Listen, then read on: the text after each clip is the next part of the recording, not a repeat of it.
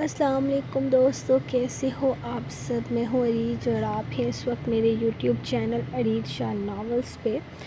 تو سب سے پہلی بات تو جو کہ جنون یارم کے میں نے کہا ہے کہ پہلے 4 پارٹس آئیں گے 25 منٹس کے یا 20 منٹ کے، وہ پہلی ہی قسط کے پارٹ ہوں گے۔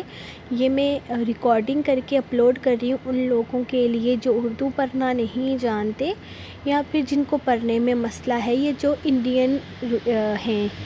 تو یہ آپ لوگ نیچے یار کمنٹ نہ کریں کہ ہمیں تو نہیں چاہیے وائس میں، آپ کو نہیں چاہیے ہوگا لیکن اس کا یہ مطلب نہیں ہے کہ کسی اور کو نہیں چاہیے۔ تو آپ کے لیے جو چیز آسان ہے ضروری نہیں کہ وہ دوسرے کے لیے بھی آسان ہے، تو اتنا بھی نیگیٹو نہیں ہونا چاہیے ان چیزوں کو لے کر۔ میں اگر ریکارڈنگ میں دوبارہ سے اپلوڈ کر رہی ہوں تو اس کا یہ مطلب ہے کہ اس چیز کی اسپیشلی ڈیمانڈ کی گئی ہے۔ مجھے فیس بک کے ایک گروپ میسنجر گروپ میں شامل کیا گیا جس میں 277 ریڈرز تھی میری، جو کہ انڈین تھی، اردو میں جو سسٹم تھا ان کا وہ لوگ، ان سب نے مجھے کہا ہے کہ آپ ہمارے لیے ریکارڈ کرو۔ تو میں ان کے لیے ریکارڈ کر رہی ہوں، ان لوگوں کے لیے کر رہی ہوں جن کو اردو پڑھنی نہیں آتی ہے، جن کو آئز پرابلم ہے، وہ نہیں اس طرح سے ویڈیوز میں آسانی سے پڑھ پاتے، جو سننا پسند کرتے۔ تو ضروری نہیں ہے کہ اگر آپ لوگوں کو آواز میں نہیں پسند تو کسی اور کو بھی پسند نہ ہو۔ تو نیچے نیگیٹو کمنٹ کرنے سے پہلے یاد رکھیے گا کہ اگر کچھ ہوا ہے تو ضروری نہیں ہے کہ وہ آپ کے لیے ہوا ہے۔ تو پلیز آئندہ نیگیٹو کمنٹ کرنے سے پرہیز کریں۔ اس طرح کے نیگیٹو کمنٹس یا کسی کا مذاق اڑانا کہ آج کے زمانے میں کسی اردو پڑھنی نہیں آتی یا انڈین ہے تو ہم کیا کریں، تو سیریسلی ایسے ریڈرز مجھے بھی نہیں چاہیے، میں بلاک کر دوں گی آگے سے۔ تو آئندہ دھیان رکھیے گا کہ میرے لیے میرے سارے ریڈرز ایک برابر ہیں۔ باقی آج کے ایپیسوڈ شروع کرتے ہیں۔ تو جیسا کہ میں نے آپ کو بتایا تھا کہ میرے ٹیسٹ سٹارٹ ہو رہے ہیں، کل فرائیڈے سے میرا فرسٹ ٹیسٹ سٹارٹ ہو رہا ہے، تو اس کے لیے آج میں نے ہاف سے تو کافی زیادہ ہی ایپیسوڈ لکھی ہے، لیکن پھر بھی کمپلیٹ ایپیسوڈ نہیں تھی، تو ہم 31 ایپیسوڈ کا سیکنڈ پارٹ کل کر لیں گے۔ تو چلیے آئیے اسٹارٹ کرتے ہیں ہم آج کی ایپیسوڈ۔ یار ستم گر قسط نمبر 31، تحریر عریج شاہ۔ قاسم بابا آپ کہنا کیا چاہتے ہیں؟ مجھے کچھ سمجھ نہیں آ رہا۔ وہ لڑکی زبردستی تو اب آئے گی نہیں نا؟ آپ کے پاس اسے لانے کے لیے اس کی مرضی ہونی چاہیے، اور وہ یہ رشتہ رکھنا ہی نہیں چاہتی، تو آپ کیوں مسلسل رائے کو فورس کر رہے ہیں اس رشتے کے لیے؟ اگر وہ لڑکی ہی یہ رشتہ نہیں رکھنا چاہتی تو پھر یہ چیز یہیں پر ختم ہو جانی چاہیے۔ میرا بیٹا اپنی زندگی سے، اپنی پسند سے شادی کرنا چاہتا ہے، وہ لڑکی اپنی زندگی میں آگے بڑھنا چاہتی ہے۔ آپ کیوں اس رشتے کو زبردستی رکھنے کی کوشش کر رہے ہیں؟ دیکھیں، اگر اس لڑکی کو انٹرسٹ نہیں ہے تو رہنے دیں۔ رائق بھی اپنی زندگی میں آگے بڑھنا چاہتا ہے، وہ ایک لڑکی کو پسند کرتا ہے، اس سے شادی کرنا چاہتا ہے، اور یقین کریں یہ لڑکی بہت پیاری ہے، اور ویسے بھی ہمارے لیے جو چیز اہمیت رکھتی ہے وہ تو ہمارے بچے کی خوشی ہے نا۔ آپ کی پوتی کے ساتھ میرے بچے کی کوئی خوشی نہیں ہے۔ امامہ بیگم ویڈیو کال پر ان سے بات کر رہی تھی، جبکہ وہ ایک ہی ضد پر اڑے ہوئے تھے کہ انہیں کسی بھی قیمت پر یہ طلاق نہیں ہونے دینی۔ آج صبح ہی انہیں پیپرز ریسیو ہوئے تھے جس میں باقاعدہ طلاق نامہ کی کاپی بھیجی گئی تھی، اور ساتھ ہی ساتھ کورٹ کے آرڈرز بھی تھے کہ اگر یہ معاملہ باہر حل نہیں ہوتا تو وہ خلا کے ذریعے طلاق لیں گے۔ دیکھو بہو، یہ ساری باتیں ہم نہیں جانتے۔ ہم اپنی پوتی کو طلاق نہیں ہونے دیں گے۔ ہمارا پوتا ایک چھوڑ 100 شادیاں کرے تب بھی ہماری پوتی ہمارے پاس ضرور آئے گی۔ ہم اس سے کچھ نہیں مانگتے، ہم صرف اسے دشمنوں سے نکالنا چاہتے ہیں۔ اپنے بیٹے سے کہہ دو، اگر وہ اس لڑکی سے شادی کرنا چاہتا ہے تو اسے سب سے پہلے ہماری پوتی کو رخصت کرنا ہوگا۔ تو اس کے لیے آپ کی پوتی کا راضی ہونا بھی تو اہمیت رکھتا ہے نا؟ کیا آپ نہیں دیکھ رہے خلا کا نوٹس بھیج رہے ہیں وہ لوگ؟ مطلب صاف ہے کہ وہ بھی رشتہ نہیں رکھنا چاہتے۔ امامہ بیگم نے انہیں سمجھانے کی کوشش کی تھی۔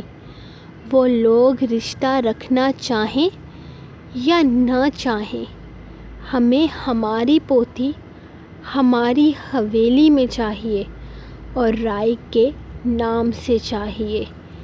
یہ ہمارا آخری فیصلہ ہے۔ اب آگے تم جانو اور تمہارا بیٹا جانے۔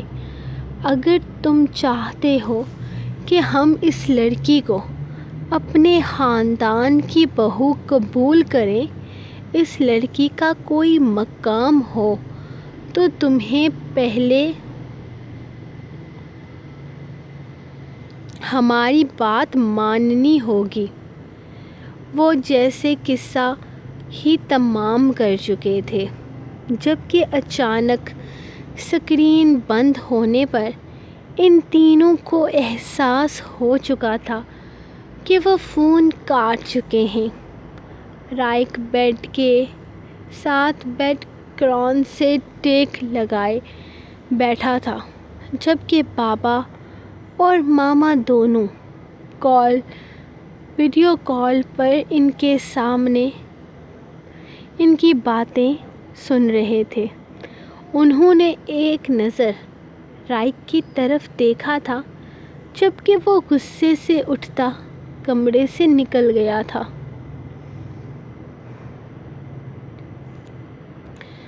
رات تقریباً 11:30 بجے کا وقت تھا جب وہ کمرے میں داخل ہوا۔ وہ روز کی طرح آج بھی آرام سے بیڈ پر بیٹھی ہوئی تھی۔ نیت بے ایمان ہوئی تھی، دل میں ہلچل سی پیدا ہوئی تھی، عجیب سی گدگدی ہو رہی تھی پورے جسم میں، لیکن اسے اپنے جذبات کو کنٹرول کرنا تھا۔ یار، سو جایا کرو، اتنی رات تک جاگنا تمہارے لیے بہتر نہیں، وہ بیڈ پر آتے ہوئے اس سے کہنے لگا تھا، جبکہ وہ پیچھے کو ہٹتی اسے کچھ کنفیوز سی لگی تھی۔ کیا ہوا؟ تم ٹھیک ہو؟ وہ اس کے چہرے پر پریشانی دیکھتے ہوئے پوچھنے لگا تھا، جبکہ وہ پریشان نہیں تھی، شاید کنفیوز تھی، پزل تھی۔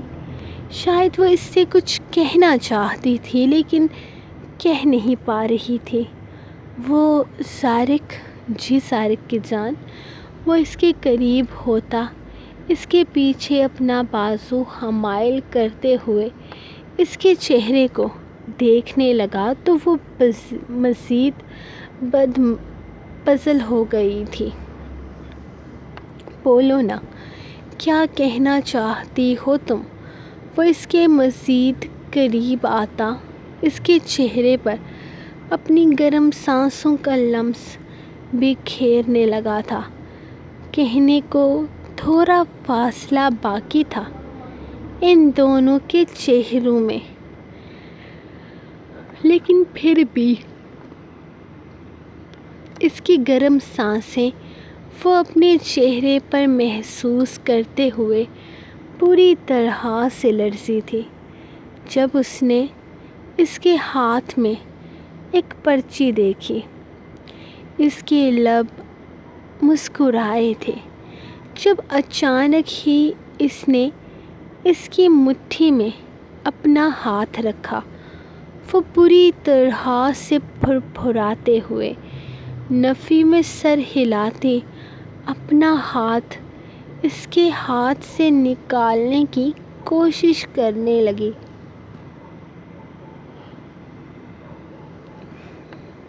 لیکن اس نے اس کا ہاتھ نہیں چھوڑا تھا، بلکہ اس نے مٹھی اتنی ٹائٹلی بند کر کے رکھی تھی کہ وہ ایک ہاتھ سے ہرگز کھول نہیں پایا تھا۔ دوسرا ہاتھ اس کے پیچھے سے ہٹاتے ہوئے اس نے جھٹکے سے اس کی چھوٹی سی ہتھیلی کو کھولا تو وہ پرچی اس کے ہاتھ میں آ گئی تھی۔ لو لیٹر لکھا ہے کیا مجھے، جو اتنا گھبرا رہی ہو؟ وہ پرچی کھولتے ہوئے بولا تھا، جبکہ وہ تکیہ اٹھاتے ہوئے اپنے چہرے پر رکھ گئی۔ اس کے یوں بیٹھے بیٹھے تکیہ چہرے پر رکھنے پر وہ کچھ الجھتے ہوئے پرچی کھولنے لگی تھی اور پھر اس کے اوپر لکھی تحریر پڑھتے ہوئے وہ کہکا لگا کر ہنسا تھا۔ او مائی گاڈ، میرا بچہ، تم کتنی کیوٹ ہو یار۔ وہ اس پر لکھی تحریر پڑھتے ہوئے ہنسنے پر آیا تو پھر ہنستا ہی چلا گیا۔ سیریسلی، مجھے لگ رہا تھا کہ اس میں تمہارا کوئی پرسنل سامان لکھا ہوگا جو تمہیں چاہیے ہوگا۔ میں بھی تمہیں کچھ لیڈیز۔ اچھا سوری، شرمانا بند کرو۔ مجھے خود ہی تمہارے شیمپو اور صابن کا ہوش رکھنا چاہیے تھا۔ میں لے آتا ہوں۔ ویسے یہ کون سی کریم ہے؟ Beauty Pearl. اچھا، یہ کمال بیوٹی پرل کا ہے۔ وہ اس کے چہرے کو دیکھتے ہوئے بولا تو اس نے فوراً نفی میں سر ہلایا تھا۔ نہیں، اللہ کی قسم، یہ کسی بیوٹی کریم کا کمال نہیں ہے، یہ میری نیچرل بیوٹی ہے۔ وہ تو خالہ کہہ رہی تھی نا کہ ہسبینڈ سے چیزیں منگواتی رہا کرو، تو اس لیے میں نے بہت سوچا کہ میں آپ سے کیا منگواؤں۔ پھر میں نے دیکھا کہ میرا شیمپو ختم ہو گیا ہے اور جو سوپ آپ یوز کرتے ہیں نا وہ میں نہیں کرتی، مطلب اس سے نا میری سکن ڈرائی ہو جاتی ہے۔ وہ میل والا ہے نا، مجھے فیمیل والا چاہیے، اور یہ کریم خالہ نے لکھنے کے لیے بولا ہے کہ اس سے نا میں اور زیادہ بیوٹیفل ہو جاؤں گی۔ وہ شرماتے ہوئے بولی تھی، جبکہ وہ زیادہ بیوٹیفل والی بات پر دلکشی سے مسکرایا تھا۔ اس سے زیادہ بیوٹیفل نہیں ہو سکتی کیونکہ میری بیوی پر بیوٹی اینڈ ہے۔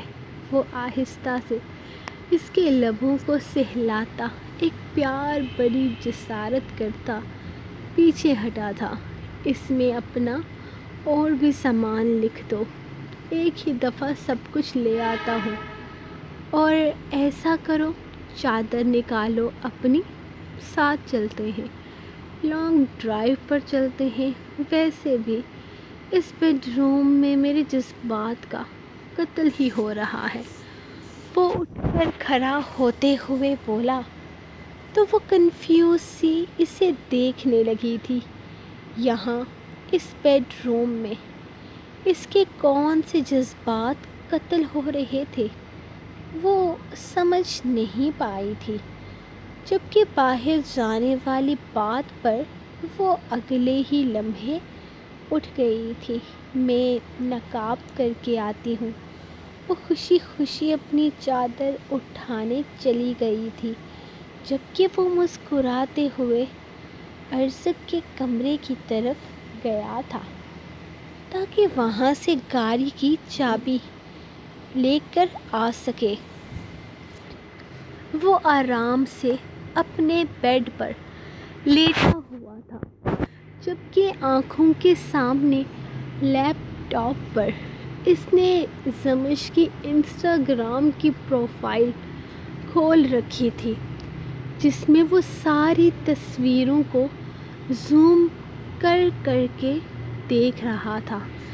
ویسے تو اس کی انسٹاگرام آئی ڈی بالکل پرائیویٹ تھی، لیکن اپنا ہیکر لگا کر وہ اس کی ساری پوسٹس کو اپنی آنکھوں کے سامنے دیکھ رہا تھا۔ اس کی زیادہ تر پوسٹس اپنی سہیلیوں کے ساتھ تھی۔ ٹوٹل ملا کر کوئی 9 لوگوں کو وہ فالو کر رہی تھی، جبکہ اس کے فالوورز صرف 7 تھے۔ اسے افسوس ہوا تھا، اتنی خوبصورتی اور صرف 7 فالوورز۔ شاید اس کی آئی ڈی پبلک ہوتی تو وہ لاکھوں میں فالوورز گین کر چکی ہوتی، لیکن شکر تھا کہ اس کی آئی ڈی پرائیویٹ تھی۔ وہ ہرگز اپنی ہونے والی بیوی کو دنیا والوں کے سامنے نمائش بنانے والا نہیں تھا۔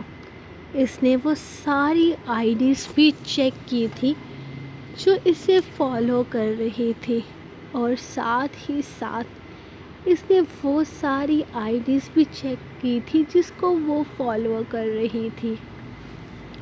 ڈر تھا کہ کہیں کسی لڑکے کو نہ فالو کر رہی ہو، اور بیچ میں ایک لڑکا اسے نظر بھی آ گیا تھا، ریحان خان کے نام پر۔ اس نے اگلے ہی لمحے ریحان خان والی پروفائل کھولی تھی، جس میں کوئی 13-14 سال کا بچہ تھا۔ اب یہ بچہ کون تھا اسے ہرگز پتہ نہیں تھا، سو بیک کرتے ہوئے وہ ریلیکس ہو گیا تھا۔ اس کی آئی ڈی پر پوسٹس کی بمبار تھی۔ وہ بہت تصویریں بناتی تھی اور اپلوڈ بھی بہت کرتی تھی۔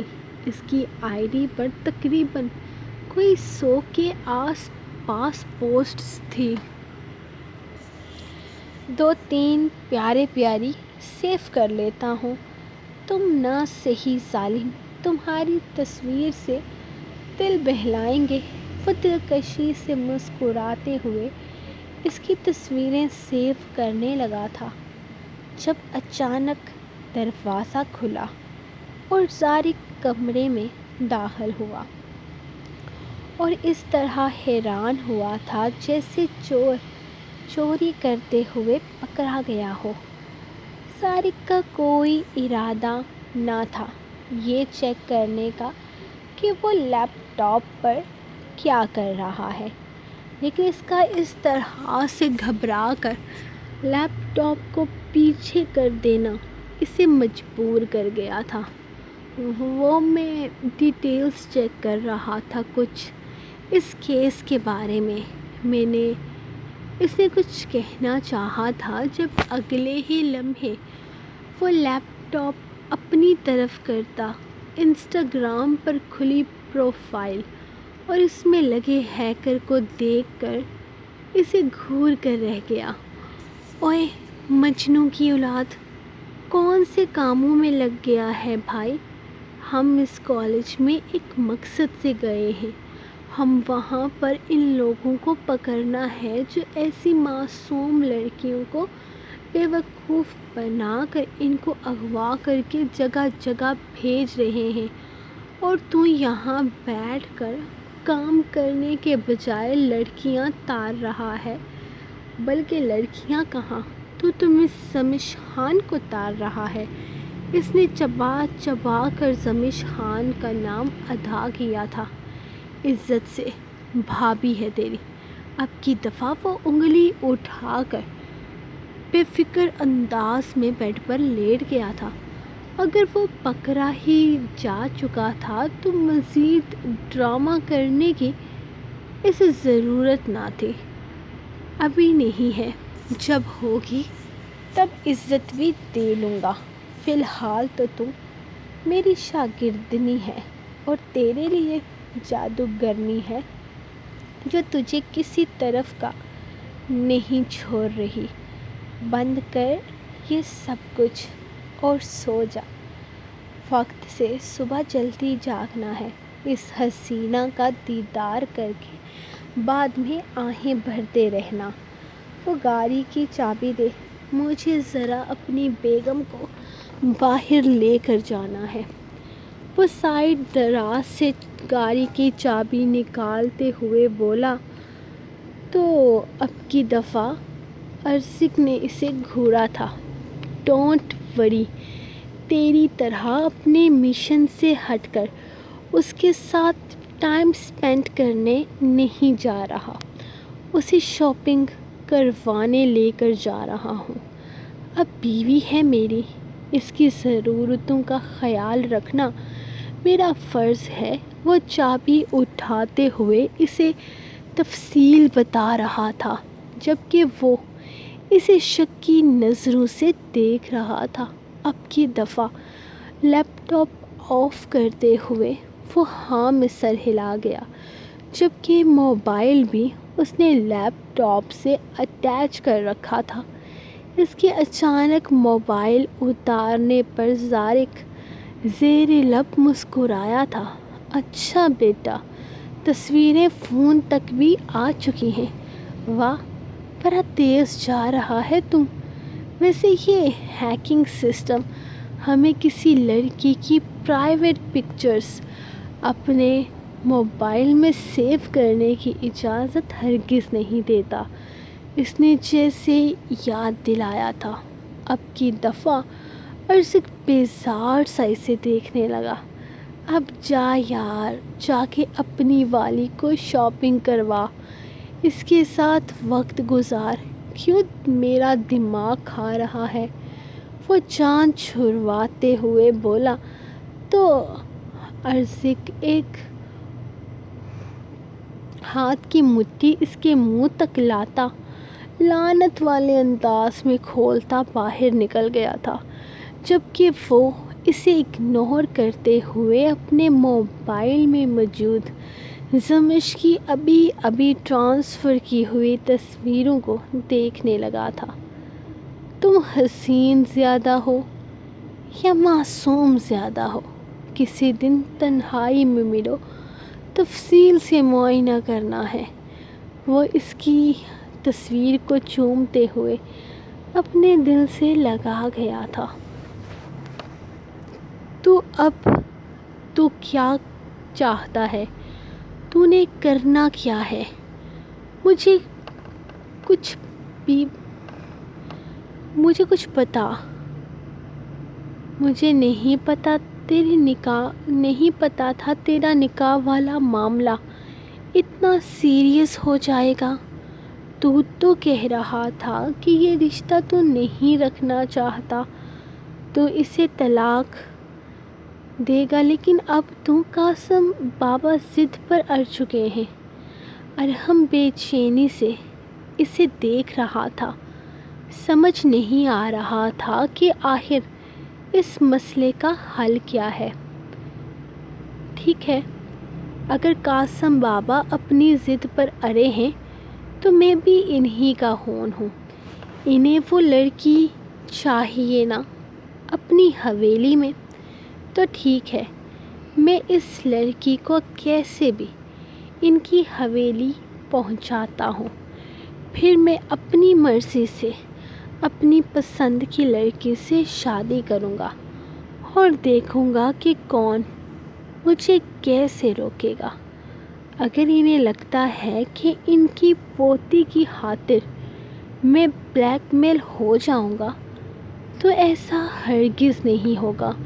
انہیں ان کی پوتی چاہیے تو ان کی پوتی تک میں انہیں پہنچاؤں گا۔ وہ غصے سے بول رہا تھا، جبکہ ارحم پریشانی سے اسے دیکھ رہا تھا۔ وہ کیسے اپنی محبت کی خاطر ایک دوسری لڑکی کی زندگی تباہ کرنے کی بات کر رہا تھا، وہ بھی اتنے سالوں سے جو اس کے نکاح میں تھی۔ رائک جانی تو جذباتی ہو کر کچھ بھی نہیں کرے گا، اور ہم نے اسے سمجھانا چاہا تھا، جبکہ وہ غصے سے اس کا ہاتھ اپنے کندھے سے جھٹکتا، نفی میں سر ہلا گیا تھا۔ وہ فیصلہ کر چکا تھا اور اب اسے اپنے فیصلے سے پیچھے ہٹنے کا کوئی ارادہ نہ تھا۔ ہیلو زارق، مجھے تم سے ضروری بات کرنی ہے۔ اس وقت فارغ ہو تم؟ رائک فون کان سے لگائے اپنے کمرے میں داخل ہوا تھا، جبکہ وہ گاڑی ڈرائیو کرتے ہوئے اپنے ساتھ بیٹھی پریزر کو دیکھتا، ہلکا سا مسکراتے ہوئے اس کی بات سن رہا تھا۔ ہاں بالکل فارغ ہوں، بتاؤ کون سی ضروری بات کرنی ہے؟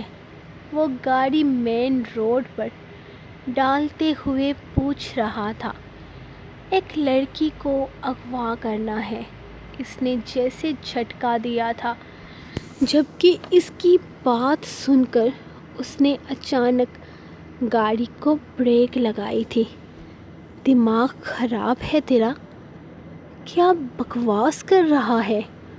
او یار، ہم سیکرٹ ایجنسی کے لوگ ہیں، ہم یہ سب کچھ نہیں کرتے، وہ پریشانی سے کہنے لگا تھا۔